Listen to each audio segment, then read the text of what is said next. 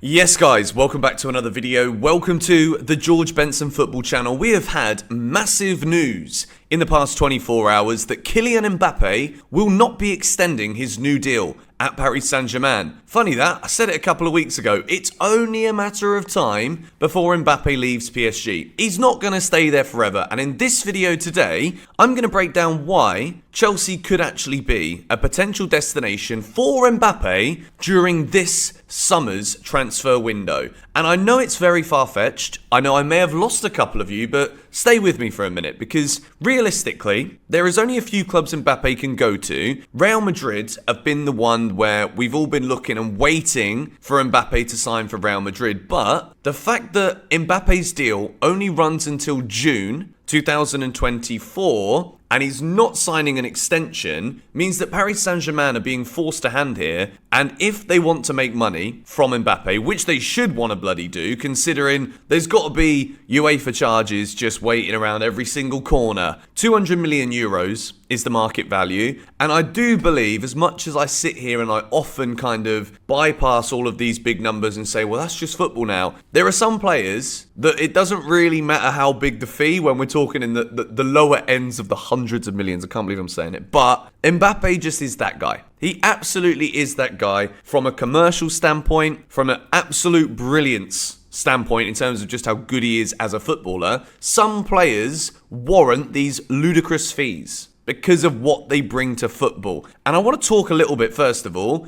about my Telegram, link at the top of the description if you've not yet joined.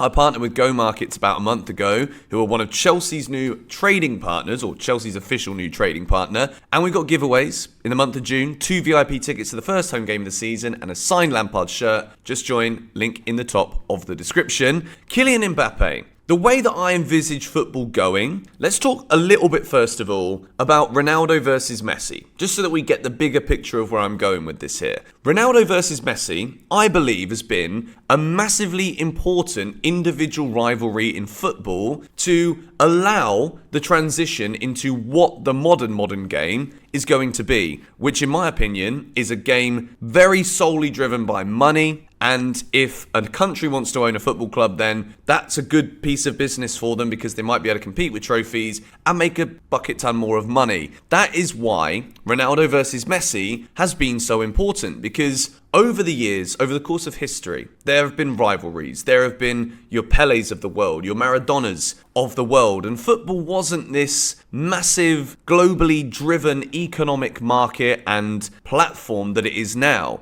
And Ronaldo versus Messi, during this phase where you've had Chelsea under Abramovich, you've had City under the Abu Dhabi ownership, PSG under Qatari ownership, now Newcastle with Saudi Arabia. What the Messi versus Ronaldo rivalry did was kind of haze over where football is going for a little bit, because we still had those personal battles to keep a hold of. We still had the mercurial brilliance of individuals to kind of distract us from where the bigger picture of football was heading. Now, you look at Erling Haaland, potentially could win a Ballon d'Or this year. It's between him and Lionel Messi, in my opinion. But Erling Haaland has just won a treble, having signed for Manchester City 1 year ago. 52 goals in 53 games. Kylian Mbappe is that guy on the other side of the table where he could look at Erling Haaland and be like, look, mate, Ronaldo and Messi have done it. They're away from Europe now. It's our turn. That is how good Kylian Mbappe is. He can sit there, look at Erling Haaland and be like, shall we take this mantle for the next 10 years? Shall we give the people another installment of the brilliant personal rivalry that was Ronaldo and Messi, Barcelona, Real Madrid, and then it kind of diluted towards the end. But Kylian Mbappe, this summer, talking about transfers here, shall we? We have got, in my opinion, 4 clubs that Kylian Mbappe could realistically sign for. And from my belief, I don't think he's going to extend that deal again. He's kicked up a fuss now multiple times in a row because he knows everything I've said about PSG is true. PSG are not the club in Europe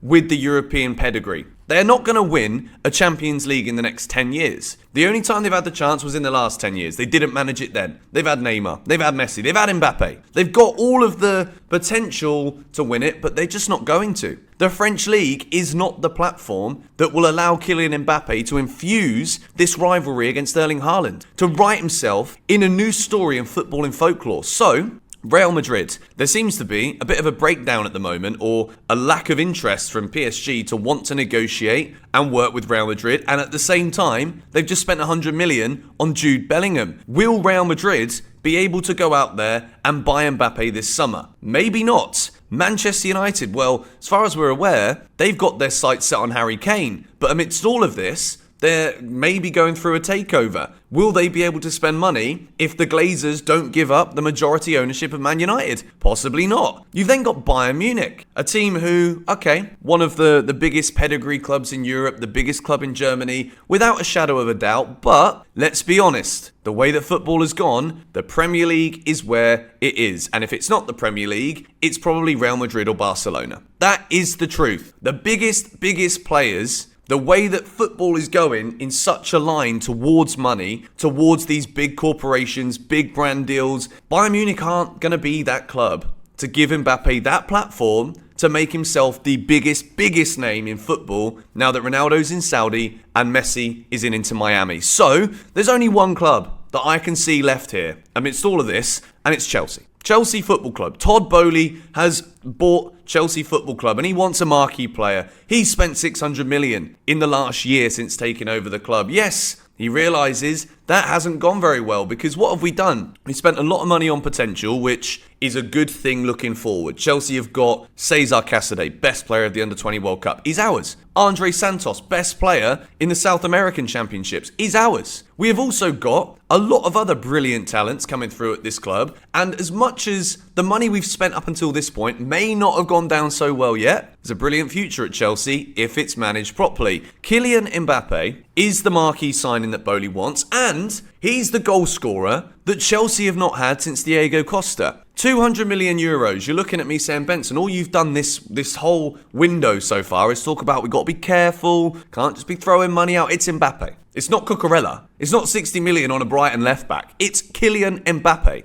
a man who's won the World Cup in 2018 in Russia and was the reason France won it. And then scored a hat-trick in a final and only lost it because Messi was playing for Argentina and Argentina won it. So, Chelsea here, we're talking in the press, we're looking for 80 million euros for Mason Mount. We're looking at 60 million for Kai Havertz. We want 50 million for Conor Gallagher. Now, I haven't been to school for a few years, but I add up all of those numbers, it's 190 million. Mbappe's 200. That's a 10 million difference. And Chelsea is still looking to sell 10 other players on top of the 3 potential names, Havertz, Mount and Gallagher, that I have just mentioned. Now, you also saying, Benson, you want Mount to stay, you're desperate for him to stay. Well, yeah, I get it, but he's not staying. He's not signed a new deal. Chelsea haven't even offered him the new deal that he wants. So Kai Havertz also wants to leave, and some clubs might be interested in Gallagher for 50 million, and as much as I like Connor, if Chelsea get an offer of around 40-50 for him, we've probably got to sell him too. So there is only sometimes in football one chance to sign that one player that would absolutely put your club in the stratosphere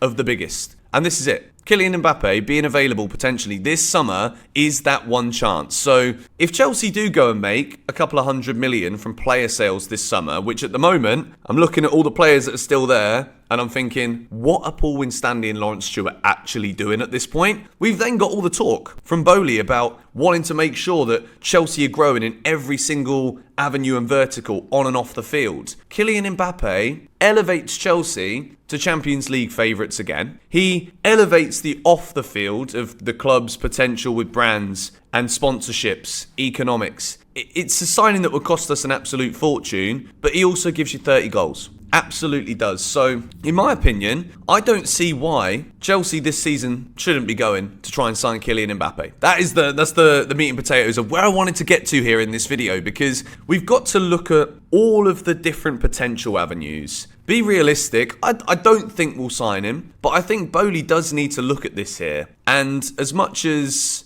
I've said we need to be cautious, we also need to buy a striker, and we've been talking about 120 million for Osimhen. All right, Mbappe, 200. If that's what he is, you've got one flipping chance. And if we're talking about making all of this money from other player sales, then maybe this is Chelsea's only chance ever to buy a player of Mbappe's stature to keep us on the same conversation and same road as all of these state-owned clubs. Chelsea here, this summer, it's a massive summer, not just for Chelsea, but all of the clubs chasing Manchester City. This is a massive, massive window. And I think Chelsea need to be opening the doors and opening the windows, having a little look out at the kind of position we're in comparison to your Tottenhams. Daniel Levy isn't even going to wake up when the notification goes off that Mbappe's available. Todd Boehly will probably wake up, have a look at it, might freak out about it a little bit, might miss out, but might go for it. And I'm just saying here now, I wouldn't be surprised if Chelsea signed Mbappe this summer. I really wouldn't. And it would be incredible because he is a phenom. He's phenomenal. He's magnificent. And he would solve many of Chelsea's problems. Nkunku Mbappe. It's too good to be true, isn't it, really? But let me know your thoughts in the comments down below. Am I being a bit too far-fetched? Or I don't think I am, to be honest. I'm happy to debate it with you. Let me know in the comments below. Come on, you